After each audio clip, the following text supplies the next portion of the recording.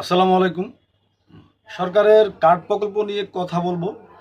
বর্তমান সরকার ইতিমধ্যে family card, কৃষি কার্ড এবং এলপিজি কার্ড হিসেবে ৩টা প্রকল্প বাস্তবায়ন শুরু করেছে। এটার জন্য আমি অবশ্যই সরকারকে সাধুবাদ জানাবো। সমালোচনা করছে অনেকে, অবশ্যই সমালোচনা করতে পারে। টাকাটা কোথায় থেকে আসবে, কিভাবে ব্যবস্থাপনা, অনেকগুলো ব্যাপার থাকে। তা আমি যেটা মনে করি যে স্বাধীন বাংলাদেশ থেকে যে পরিমাণ টাকা পাচার হয়েছে এবং বিগত সরকারের বিরুদ্ধে যত টাকা পাচারের অভিযোগ আছে, এই জায়গায় থেকে আমার কাছে মনে হয় যে এত টাকা পাচার যদি না হয় তাহলে প্রত্যেকটা ফ্যামিলিকে আসলে এই ধরনের কার্ড দেওয়া যাবে এবং তাদের কোনো না কোনো সুবিধার আওতায় আনা যাবে। তো এই টাকাটা যদি পাচার হয়ে যেতে পারে, সেটা চেয়েও যে কার্ড প্রকল্পের খরচ এর চেয়ে বেশি হবে বলে আমার কাছে মনে হয় না।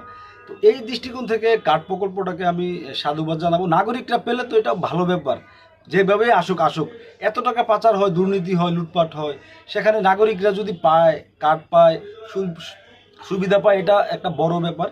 তো আমি এভাবেই আসলে প্রকল্পটাকে চিন্তা করছি। তবে যারা বিরোধিতা করছে, যৌক্তিক বিরোধিতা করছে, পয়েন্ট আকারে তুলে ধরছে কী কী সমস্যা বা কিভাবে টাকাটা ম্যানেজ হবে, সেটাকেও আমি সাধুবাদ জানাই।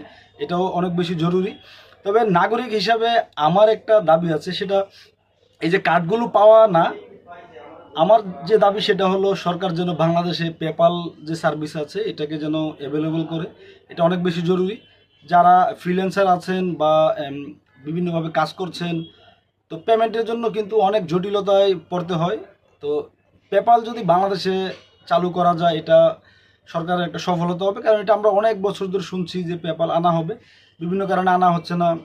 কেন আনা হচ্ছে না এবং বাংলাদেশের কোনো না কোনো প্রতিষ্ঠান বাধা হয়ে দাঁড়াচ্ছে তাদের স্বার্থের জন্য, অনেক আলাপ শুনছি। তবে পেপাল সরকার যদি চালু করতে পারে, এটা অনেক বেশি ভালো কাজ হবে বলে আমি মনে করি। পেপালও কিন্তু একটা কার্ড। তো এই কার্ডটা যদি সরকার বাংলাদেশে আনতে পারে, আমার কাছে বা আমি ব্যক্তিগতভাবে সেটাকে সাধুবাদ জানাবো এবং অনেক বেশি উপকার হবে বলে আমি মনে করি।